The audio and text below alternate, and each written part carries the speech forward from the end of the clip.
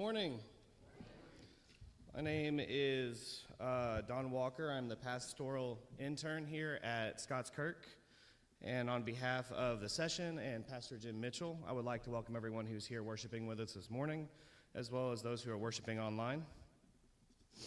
We have quite a few announcements, so bear with me. We may do a seventh inning stretch. We'll see. First thing I want to let you all know is we have these handouts for a chili cook-off that's coming in September. There is a correction on the paper. It says September 24th, 2024. That is impossible. So that will be this year, 2025. We're going to have a special chili cook-off. It'll take place during the time when we usually do our meal on Wednesday evenings before Bereans and all the Bible studies meet. There is, I don't know if there's one up there yet. There is. So there's a sign-up sheet back here on the bulletin board for those of you who are interested in showing off your chili cooking skills. We also are encouraging people to bring fall-related sides and desserts. So if you have something that's up your alley that you'd like to bring, you can sign up for that as well. We do encourage everyone to attend, because not only will it be food, but afterwards we will be studying the Word of God. Speaking of studying the Word of God, the ladies' Bible study will be picking back up Monday, September 8th at 10 a.m. They're going to be studying the Gospel of John, so ladies, I highly encourage you all to be there for that. We also have a fifth Sunday worship night coming up. That's going to be next Sunday at 6 p.m. And what that'll be is that's going to be a time where, everyone that comes, you're going to have an opportunity, if you would like, to request a song from one of our 3 books of music we have here. We have a Blue Notebook, the ARP Psalter, and the Trinity Hymnal. So please join us for that. Pastor Jim has also given me permission to lead a short devotional, so I will be doing that as well that evening. Would love to see all your faces. The other announcements, in your bulletin, you should have received one of these flyers that has a back to school. This is for our churches in Pakistan, for the children in Pakistan as they're going back to school with Pac 7. If you feel led to sponsor a child, there's information on here for what you need to do that. I believe that is all the announcements. The only other thing I want to let you all know is, I know y'all have seen it a couple of times, but I just want to give fair warning. I do have a seizure condition. There's a chance a seizure may happen this morning. Please don't call 911. My lovely wife right there will help me out, so just wanted to give you a heads up so that way there's no shock and surprise. If y'all will now take a moment and turn to the first page in your bulletins. As we prepare our hearts for worship, we have Hebrews 9:19 through 22 for you to read and prepare.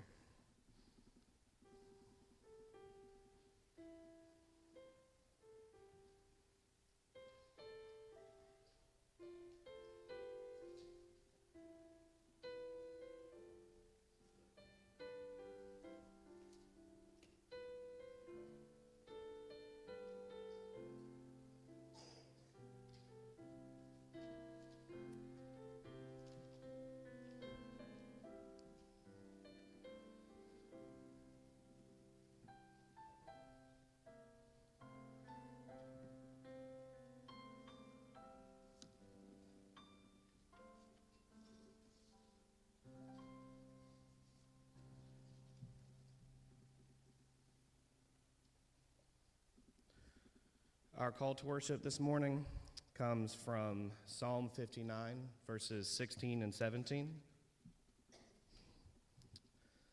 But I will sing of your strength. I will sing aloud of your steadfast love in the morning.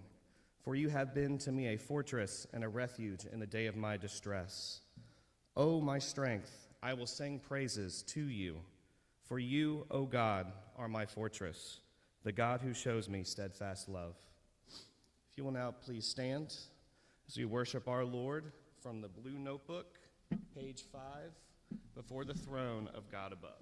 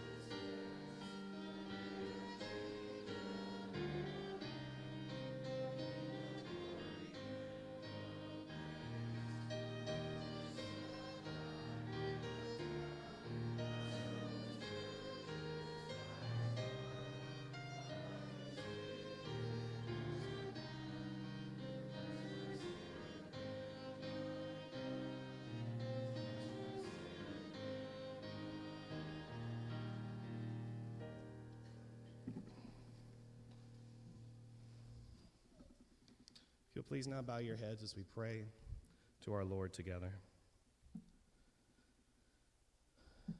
Heavenly Father, Lord Jesus, Holy Spirit, we yield ourselves and come to your sanctuary.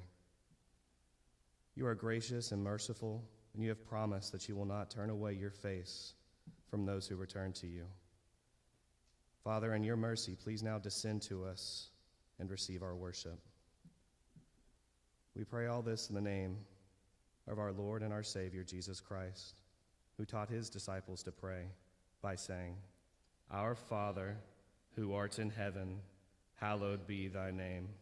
Thy kingdom come, thy will be done, on earth as it is in heaven.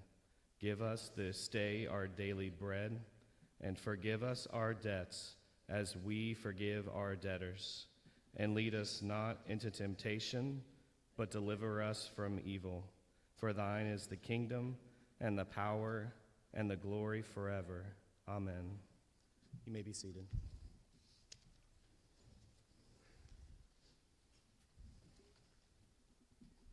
Our confession of sin this morning comes from Romans chapter 7.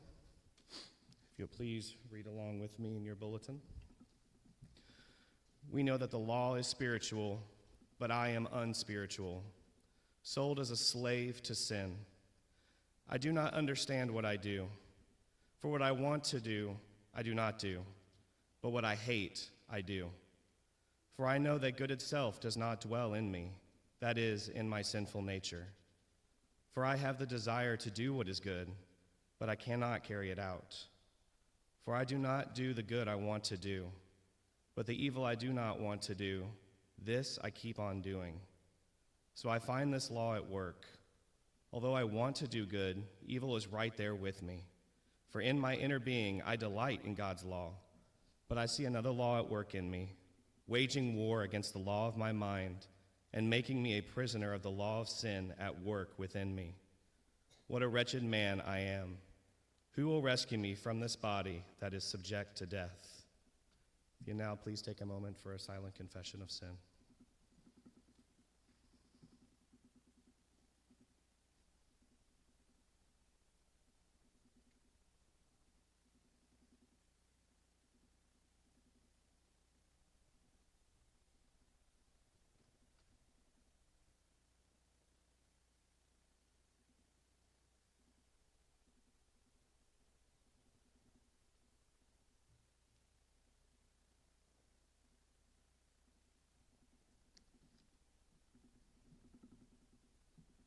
In Christ's name we pray. Amen. Brothers and sisters, for those of us who have been redeemed by our Lord Jesus Christ, whose hearts have been brought from death to life, I encourage you to feel the comfort and reminder that not only has the serpent's head been crushed, but that you have been redeemed. This comes from Psalm 103, verses 8 through 13.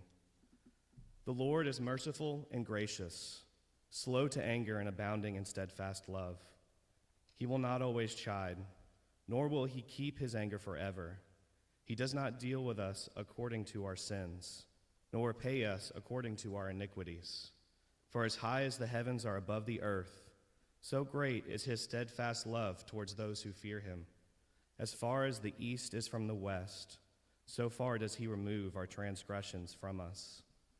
As a father shows compassion to his children, so the Lord shows compassion to those who fear him. If y'all will now please stand with me as we recite our confession of faith together. The confession of faith this morning comes from the Heidelberg Catechism. This is question number 60. Brothers and sisters, how are you righteous before God?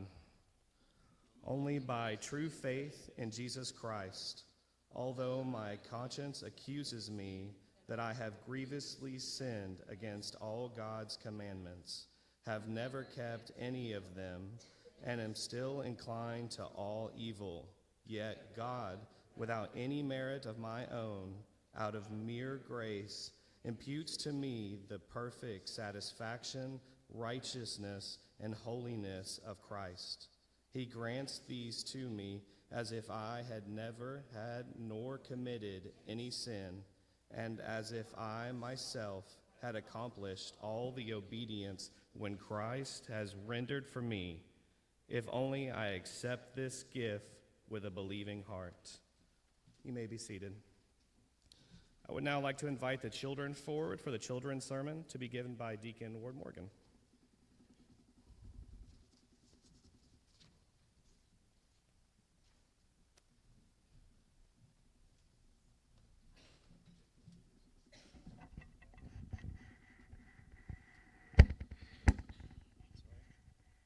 Good morning.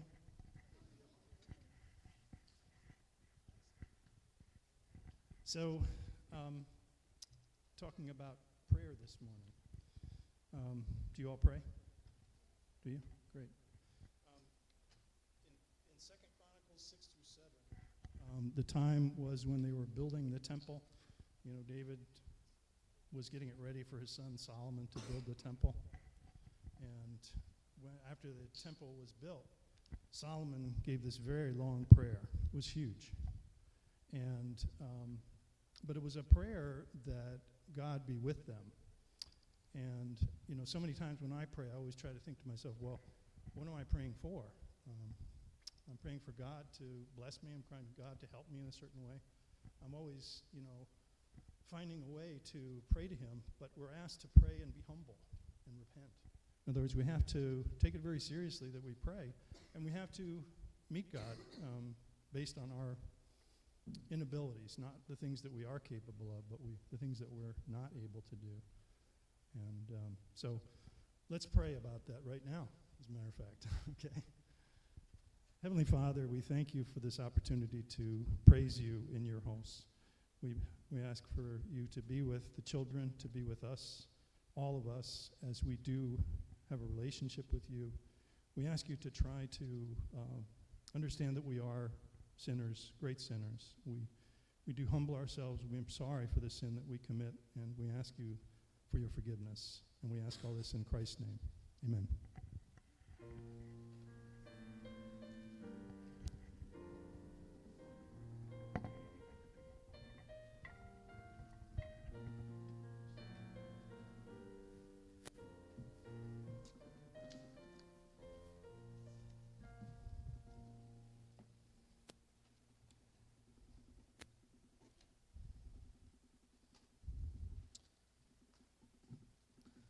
Thank you for that word about prayer, Brother Ward. Our scripture reading this morning comes from Luke chapter 15, if you would like to turn there and read along with me.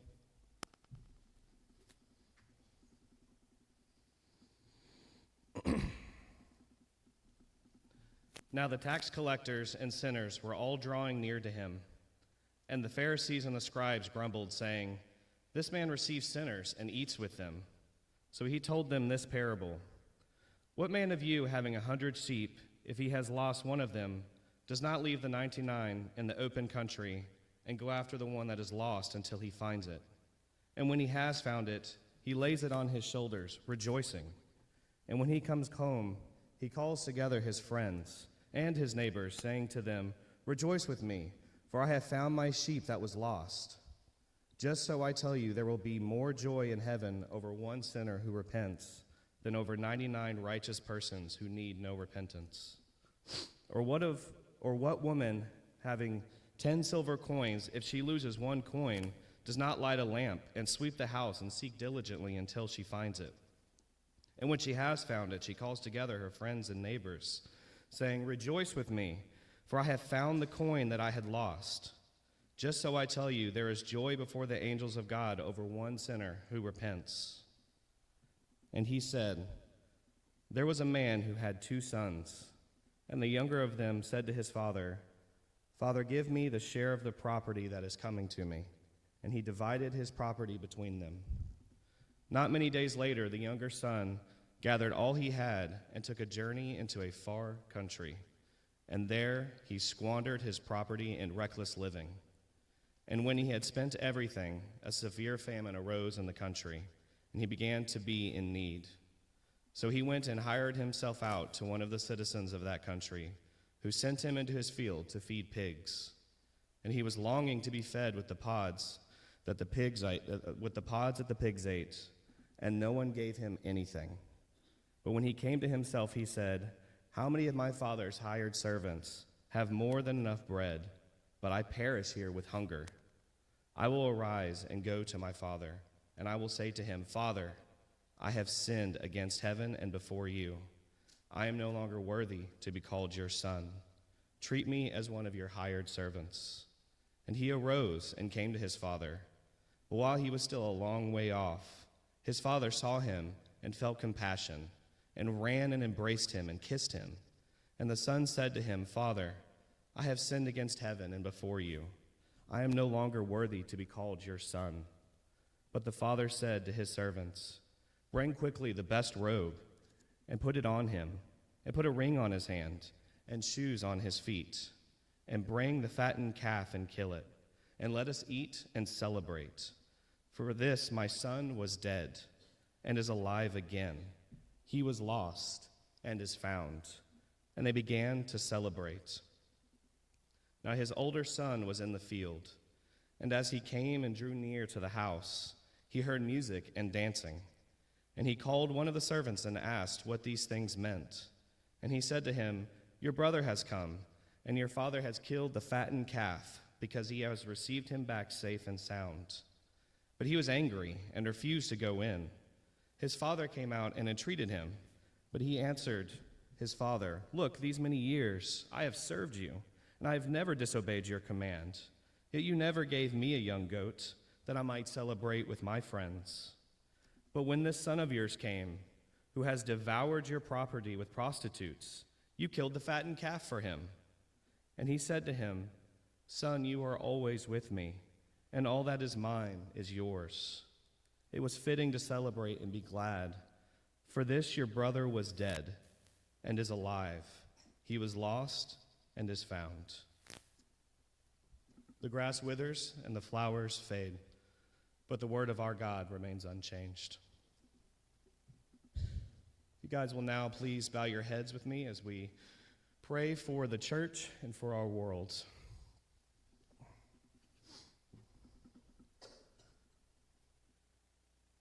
Heavenly Father, Lord, we thank you for the revelations that you give us daily through interactions with others, through the Holy Spirit within us, through your word. Father, you are constantly speaking to us. You are constantly guiding us. You are constantly leading us. Father, we thank you for that.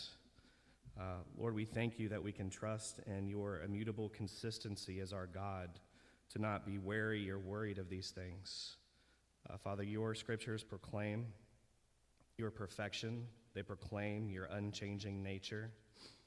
James tells us that every good gift and every perfect gift is from above, coming down from the Father of lights, with whom there is no variation or shadow due to change.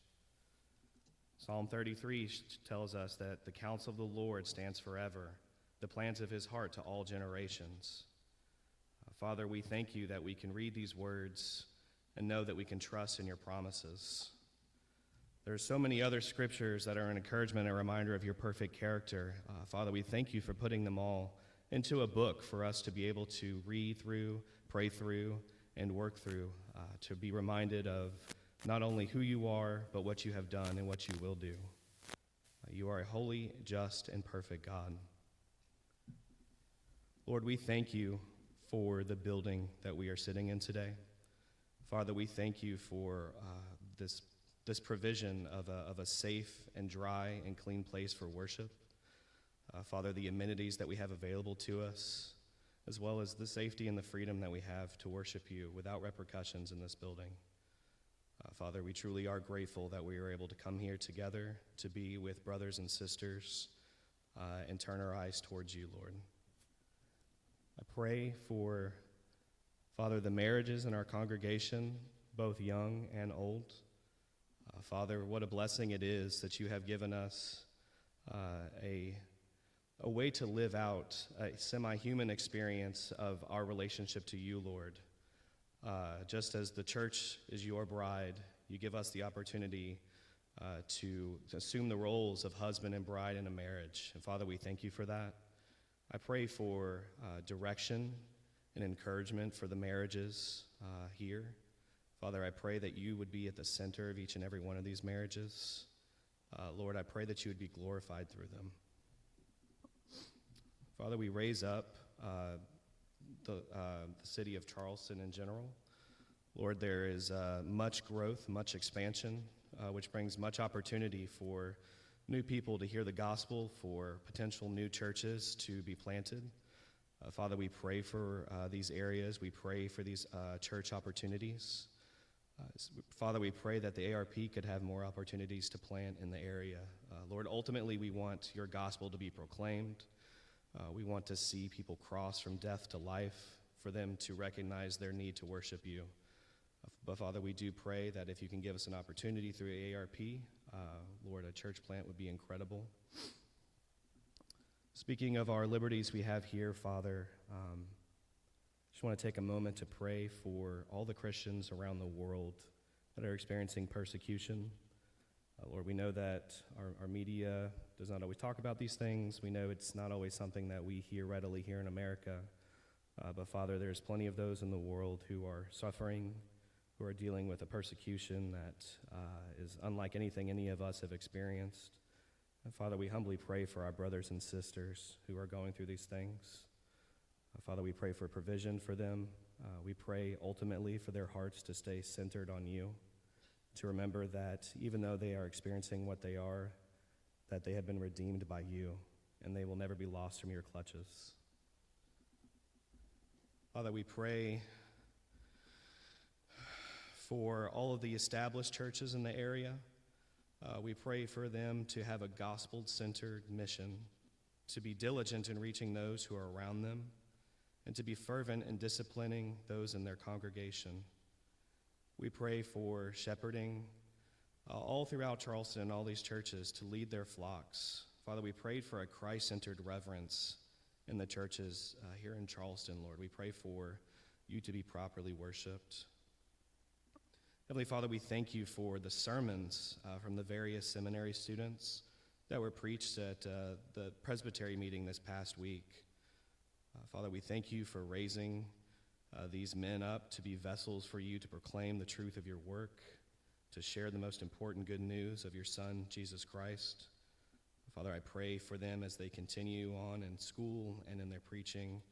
Father, I pray that they never lose sight of you. I pray that they can grow to be Christ-centered men who properly lead flocks down the road. And Father, we pray for any illnesses or health issues in our congregation. Father, we ask for healing for anything that anyone is going through at this time. And Father, we pray for an end to abortion, Lord. Father, there's many that are made in your image who do not get their chance. And Father, we know that there has been progress made, and we thank you for that. But ultimately, Lord, we pray for those who do not get their chance to live out in this world. We pray for their safety. We pray for an eradication to abortion. We pray for Christian men and women to continue to stand up and fight this fight. And we pray for wisdom for all of us as we take on this endeavor, Lord. Just as it says in Ecclesiastes, there's nothing new under the sun, and this is not a new issue, Father. But we do pray for wisdom to continue to be firm in our battle against it and our preservation of the lives that come into this world. And Father, we pray for our local government. We pray for them to have a boldness and a clarity in how to properly represent their constituents. And for those who proclaim to be Christian themselves, to not waver in their faith. Father, these are men and women that you have appointed. Father, I pray for them to have a humility in that, to remember that this is not only a vote that they got from us, but Lord, that you are sovereign. You are sovereign over all these positions. And I pray that that can be a moving thing for them, Father, as they stand as representatives for us. Lord, we thank you for all that you have given us. I ask that you give your elect a peace in their hearts from the victory of Christ on the cross. But Father, at the same time, I pray that you light a fire in each Christian to go from worship today fervently ready to share the wonderful news of the gospel with those that they come in contact with throughout their week and throughout our world. Heavenly Father, we thank you for loving us, for guiding us, for saving us. We pray all this in the name of your Son, Jesus Christ, our Lord and Savior. Amen. You all will now please stand with me as we continue to worship our God. We're going to be singing from the ARP Psalter, number 51A, God Be Merciful to Me.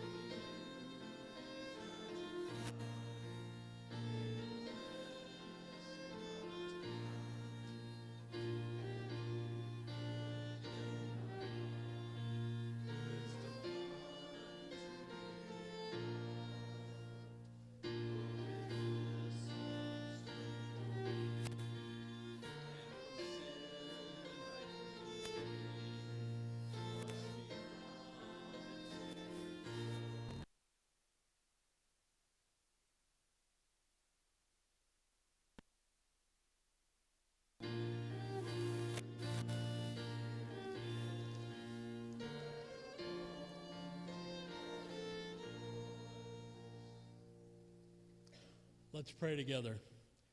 Dear Heavenly Father, we thank you for this opportunity to worship you freely. We praise you for who you are and thank you for all you have done in our lives. We thank you for the inheritance we have as children of God. Because of what you did on the cross, we belong to your kingdom. We know that everything good in life comes from you. You have blessed us with so much, Lord. Thank you. As we gather our tithes and offerings, keep us mindful that everything we have comes from you. Accept this offering for the work of this church and throughout the Somerville area. In Jesus' name we pray. Amen.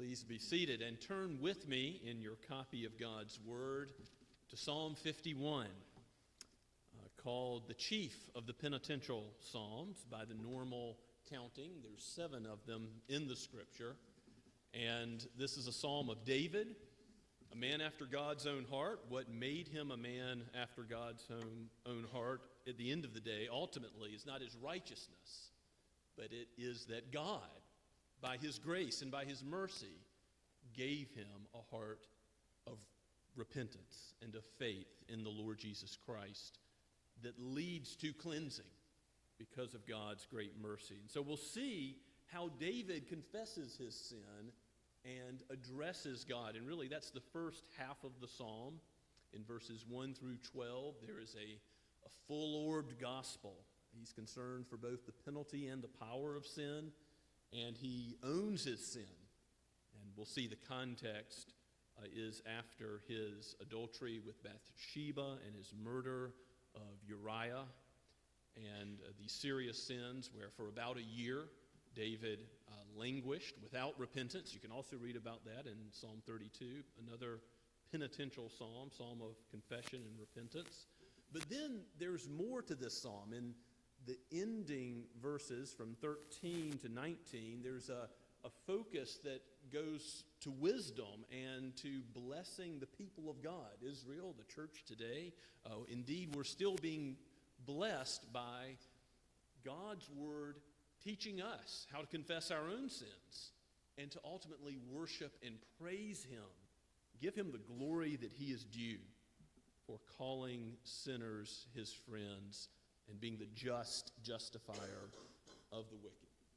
Let us give our attention to God's holy word. Again, Psalm 51. To the choir master, a psalm of David, when Nathan the prophet went to him after he had gone into Bathsheba. Have mercy on me, O God, according to your steadfast love, according to your abundant mercy, blot out my transgressions. Wash me thoroughly from my iniquity and cleanse me from my sin. For I know my transgressions, and my sin is ever before me. Against you, you only have I sinned and done what is evil in your sight, so that you may be justified in your words and blameless in your judgment. Behold, I was brought forth in iniquity, and in sin did my mother conceive me.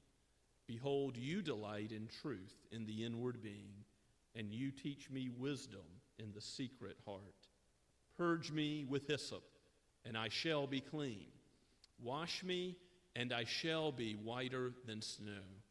Let me hear joy and gladness. Let the bones that you have broken rejoice. Hide your face from my sins and blot out all my iniquities.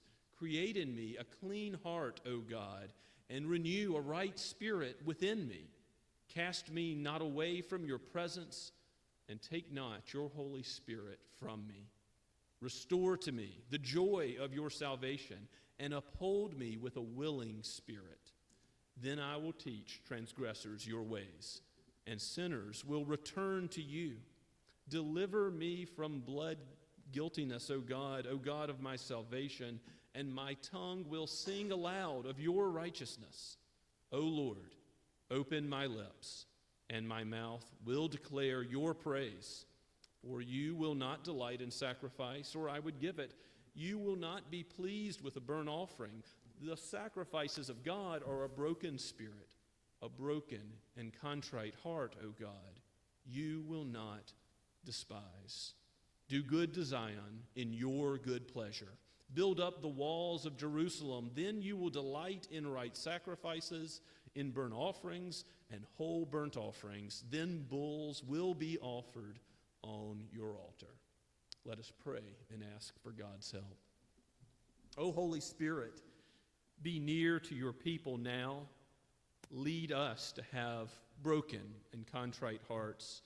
O Lord, allow us to be blessed by your presence. Smile upon us. And for those who have not yet trusted in Christ, O Holy Spirit, conform them to the image of Christ. Take out their heart of stone. Give them a heart that beats for you and seeks after your face. For none that come to you, Lord Jesus, will you cast out. How we thank you for your covenant love, your righteousness, your mercy, your grace. It is in your precious name that we pray. Amen. We need rescue, deliverance, salvation, cleansing. Not a bodily cleansing, a shower or a bath, but a spiritual cleansing, a washing of our soul. David knew this. He knew his sin. He confesses and he owns his sin, and he points us how to do the same. If you look back in your Bible to 2 Samuel chapters 11 and 12, you see the context of this psalm, which is mentioned right at the beginning. It is to the choir master. It's for worship. It leads to praise. It leads to glorification of God. Salvation is from him. And David acknowledges that right away when he says, "Have mercy on me, O God, according to your steadfast love, according to your covenant love." It is mercy that is based on nothing in David, nothing that he has done or can do or will do.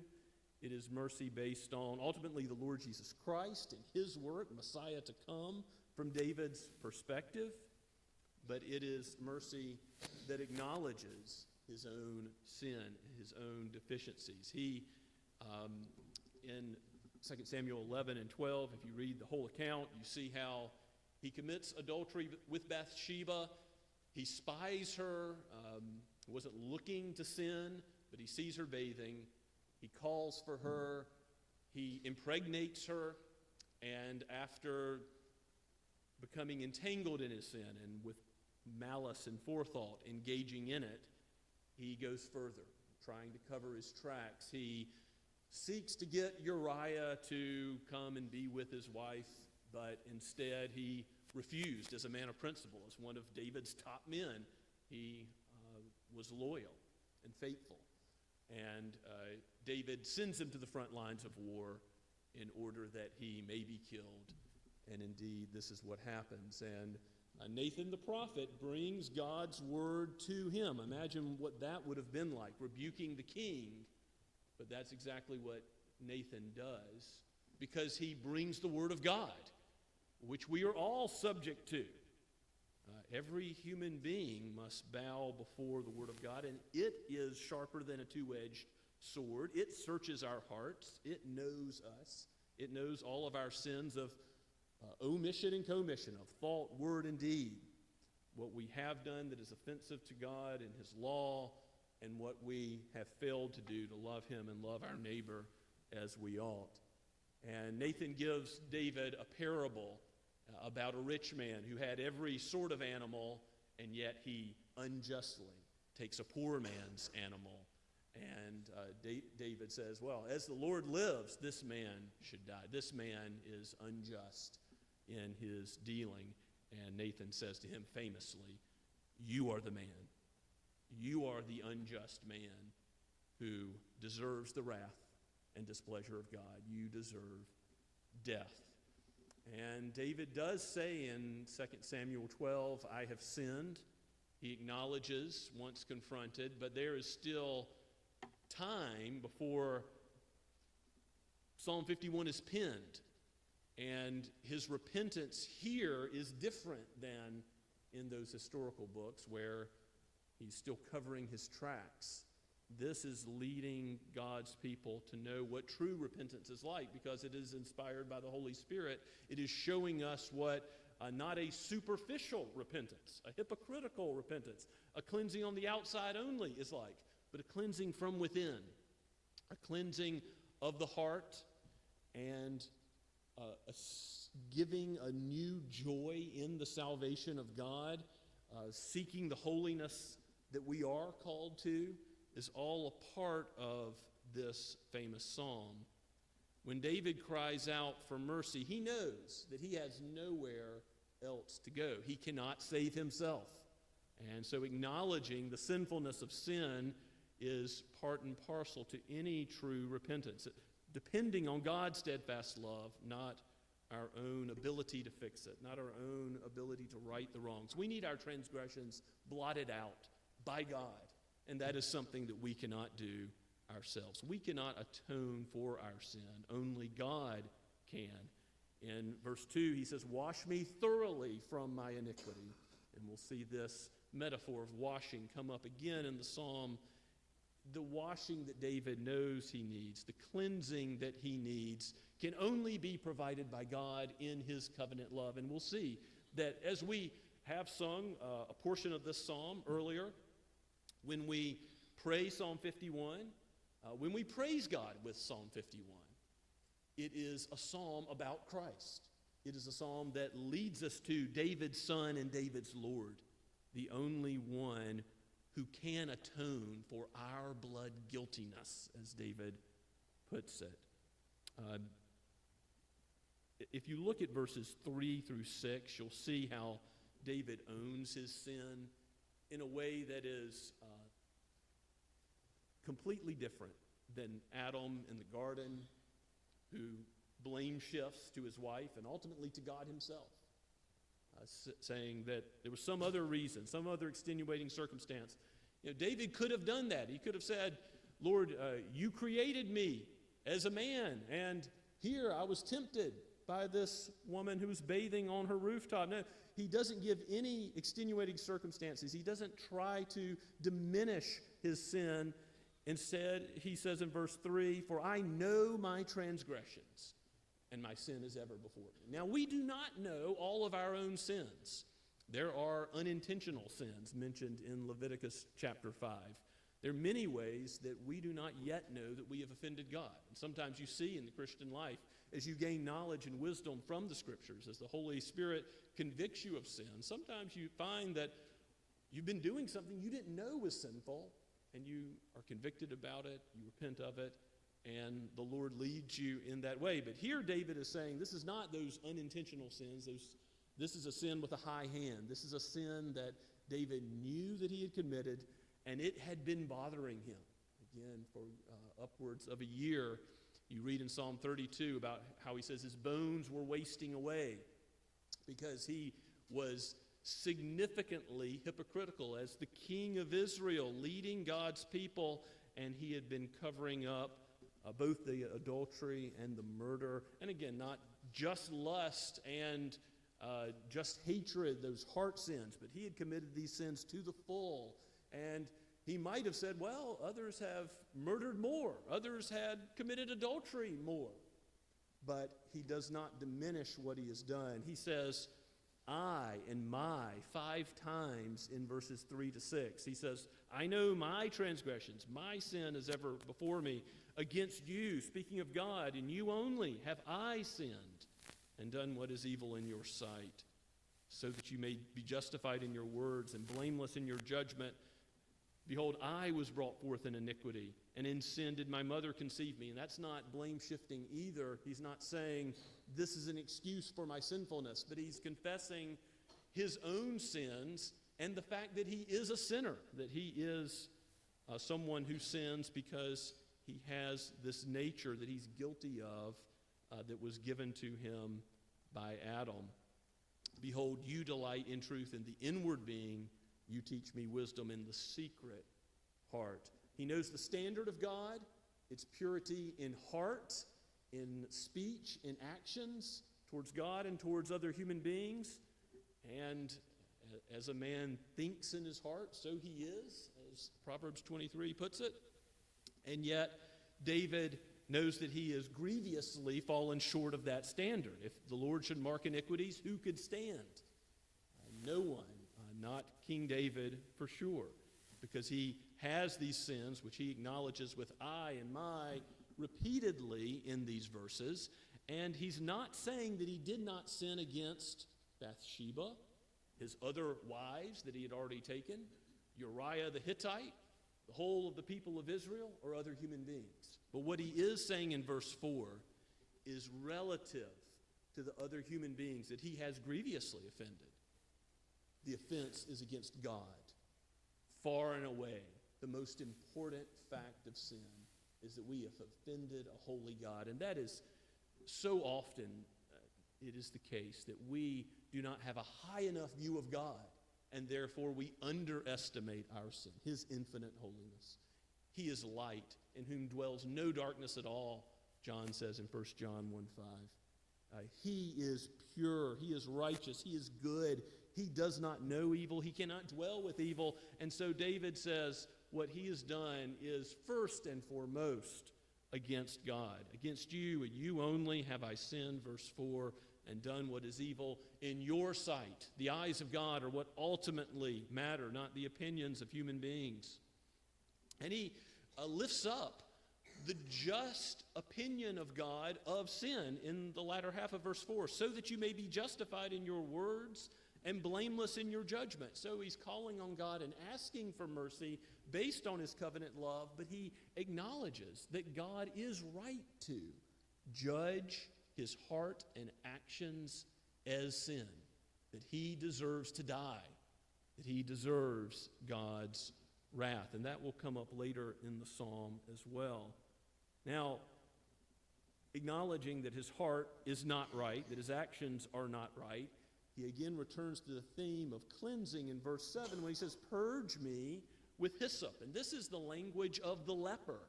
In Leviticus 14, the priest has a host of things that must be done to cleanse a house from leprosy, to make sure it's really gone. And hyssop is brought up there. It's brought up many places in the Scripture. It's basically a plant that's used as a brush. And in Exodus 12:22, for the Passover, how's the blood painted over the houses of the Israelites so that the angel of death may not bring that 10th plague against the firstborn son on them? It is with hyssop being used as a paintbrush to paint the blood, ultimately pointing forward to the blood of Christ over the doors of those that belong to God.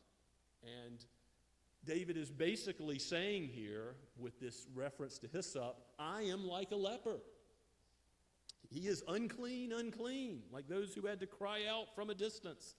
He is saying that if you purge me, God, I will be clean. He is purged according to the covenant love and the gospel that is outlined, yes, in the old covenant as well as in the new, as we see Christ and his completed work. If he is the one who purges us of sin, it will not be like our feeble attempts to purge ourselves from sin or some idol's promise to purge us from sin. No, if God purges us, we will be clean. And the leprosy will not ultimately return or win out, but we will be washed and made whiter than the snow, the latter half of verse 7 says, which reminds one of Isaiah 1:18, though our sin is like crimson, red, though we have a scarlet letter, we deserve death for all of our sins of every sort. The way we've broken God's law, we will be as white as snow based on the work of Christ, because he is righteous and his blood has atoned for every sin. And David longs to have the joy and gladness in the Lord that God has intended for his people. You see that in verse 8. He says, let me hear joy and gladness. And ultimately, it's going to be the praise of Israel. It's going to be the gospel spoken to him. Let the bones that you have broken rejoice. That refers to some of the consequences of sin. Because even though David's sin is forgiven, and we're explicitly told that in 2 Samuel 12, that there are consequences that come, such as the sword never departing from his house, such as his own child dying. So significant consequences that Nathan also speaks to David after he confesses his sin. And the joy that God has for us in the gospel does not mean that he does not discipline us for sin. Now, he doesn't discipline us as a judge in his wrath. He disciplines us as a father. Earlier we read the parable of the prodigal son. And that is a picture of the believer as we come to God. We don't deserve to call him Father, but he still wraps us with the best robe, the righteousness of Christ. He still runs to embrace us, goes after the one who is lost and searches all day for the lost coin. Those three parables about how the angels rejoice in heaven over how God brings back the one who did not deserve salvation, but God gives it out of his grace and mercy and covenant love. This is what David is crying out for. When he cries out, "Have mercy on me," he is also like the tax collector in the parable, the tax collector and the Pharisee and the tax collector that Jesus gives. The Pharisee prays, "Oh God, I'm thankful I'm not like those other sinners." But the tax collector wouldn't even look up to heaven and cries out, "Lord, have mercy on me, a sinner." And Jesus asks, who went home to his house that day justified?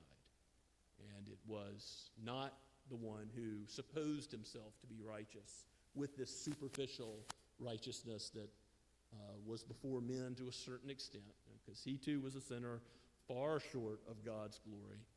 And the tax collector who cried out for mercy is the one who is justified, forgiven, counted as righteous as Christ is righteous, the atoning blood applied to him. That believing heart, that faith and repentance which go together and grasp a hold of Christ, that itself a gift from God, Ephesians 2:8 tells us, is the Holy Spirit's gift to his people in the fullness of time, according to his good pleasure. And that gospel is what brings joy.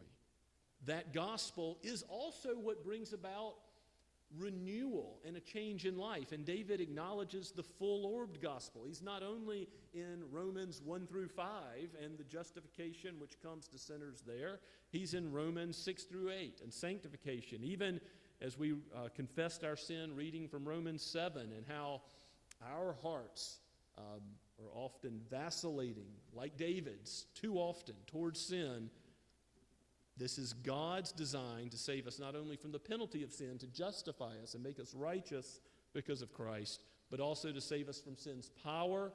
He changes our heart, and David knows that, and then shifts in verse 9. He's still saying, "Hide your face from my sins, blot out the iniquities." That's justification. Don't remember these things against me any longer. And of course, God knows our sin. He's not going to forget history, but he doesn't count it against us anymore because of the work of the Messiah. And then he shifts in verse 10 to say, "Create in me a clean heart, O God, and renew a right spirit within me." And here is the idea of sanctification. Don't just leave me as a sinner saved by grace, but change me. I want to be holy as you are holy. More and more, conform me to the image of Christ, is what David is crying out for. And you see his cry in verse 11. Scholars have understood this verse in different ways. "Cast me not away from your presence, and take not your Holy Spirit from me." Now, David was certainly not of the opinion that his salvation could be lost, that he could be saved and then unsaved. But he did see Saul. And Saul had the Holy Spirit rest upon him for ministry as the king of Israel. And the Holy Spirit was taken from him. And the same was true of the judges. And so perhaps that is part of what is in view here. But I've changed my own view of this verse, because the more I read it in its context and consider the first half, that David cries out for the Holy Spirit not to be taken from him, but also, "Lord, don't cast me away from your presence." It does seem that David is also saying, "Lord, as a sinner, I deserve death. I deserve separation from your presence." And so he's saying, what I deserve is to be cast into hell, to have your Holy Spirit taken from me, to be utterly despised. I don't deserve to be called your son, as the prodigal son says to the father. So whether it is one or the other or both, I suspect both, David is crying out for the reality of God's presence in his life now. And that leads to verse 12. Restore to me the joy of your salvation and uphold me with a willing spirit. In other words, O Holy Spirit of God, give me a willing spirit so I do want to delight in your law more and more. So I do want to walk in your ways. So I do want to battle with sin and not give in to temptations when they come. This is his longing and a godly prayer. A prayer that comes along with repentance and faith. It's not just leave me in my sin, to repeat it, to be as a dog that returns to its vomit. And yes, we do that all too often, even as redeemed believers. But more and more, when we stumble, when we fall, we cry out to God, Lord, thank you for forgiveness. Thank you for blotting out that sin. Cry out for mercy, and then cry out, Lord, change me. Lead me in the way everlasting. Let the thoughts of my heart be pleasing in your sight. And so there is, in verses 10 through 12, that emphasis on the full-orbed gospel taking effect in David's life. And David gives a reason for that in the rest of the psalm, starting at verse 13. He says, then I will teach transgressors your ways. So there's a wisdom component to this psalm. He wants all of Israel that he's hurt to be blessed. He wants all of God's people that he sinned against to receive benefit even from God, and how he sovereignly uses sin sinlessly for the good of his people.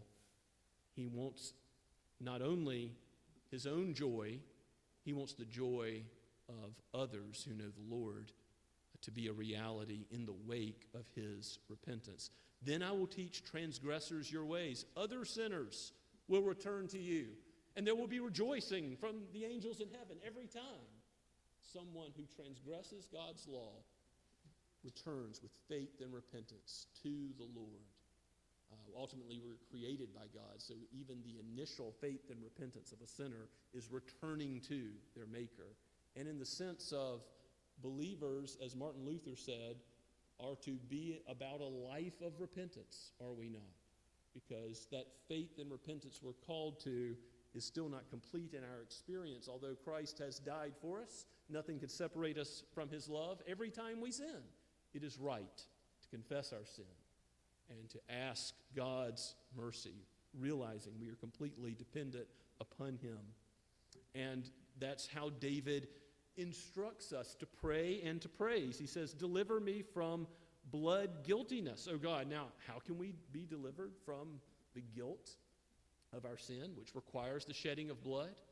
Ultimately, the blood of bulls and goats cannot take away our sin. Those verses from Hebrews 9 that were in your preparation for worship highlight that great truth. The Old Testament sacrifices, bulls being offered on the altar, pointed to Christ, and those sacrifices were not themselves covering sin, but Christ covered sin. And those sacrifices pointed to his work. And that blood guiltiness is a cleansing as with hyssop. Hebrews 9 also brings up the hyssop, the purging that only God can do of our hearts within. Deliver me from blood guiltiness, O God of my salvation. Speaking of God's covenant love at the beginning, he again says salvation is of the Lord. It's the God of heaven and earth that provides the salvation for all of Adam's race that have strayed and gone their own way. We, like sheep, have gone our own way, and he returns us to shepherd and overseer of our souls, as Peter puts it in 1 Peter 2:25. And so the result of God saving his people is praise. That is the right result. Yes, the angels praise the Lord when one sinner repents, so we ought to as well. He says that my tongue will sing aloud of your righteousness. Again, the perfection of God and his righteousness, not David's righteousness, not the righteousness of any human being except the God-man who fulfills all righteousness in the covenant of works, who does what the law requires. He and he alone is able to save us from blood guiltiness. Jesus, when he has his final word upon the cross in John 19:29, it is lifted up on a hyssop branch sour vinegar, and he declares, "It is finished.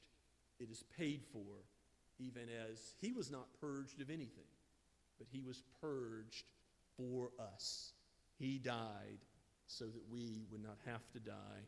He delivered us from blood guiltiness, and that is what brings David to praise the Lord, and he wants all of Israel to do the same. In verse 15, he says, "O Lord, open my lips. With my mouth I will declare your praise. My tongue will sing aloud of your righteousness," he said in verse 14. And ultimately, David knows this is more important than a mere superficial worship where the heart is not engaged. We talked about this morning in Sunday school. It is better to shut it down and not worship God at all than to come in and just go through the motions, but not from the heart believe in his word, repent of sin. So if you're here today, from the heart, look to God. Know that Christ saves to the uttermost. Put your faith and trust in him and believe his word as he sends his word to bless his people. Yes, there is pain in repentance, but it is pain that leads to joy, pain that leads to loud singing of God and his glory and what he has done and is doing and will do. David wants his lips to be opened so that he can give God the worship he is due. He's not against giving the sacrifices that the old covenant prescribes. And how do you see that to be true? Well, you just read to the end of the psalm. The sacrifices of God are a broken spirit, a broken and contrite heart. "O God, you will not despise," verse 17 says. That's the most important thing, a true heart repentance that is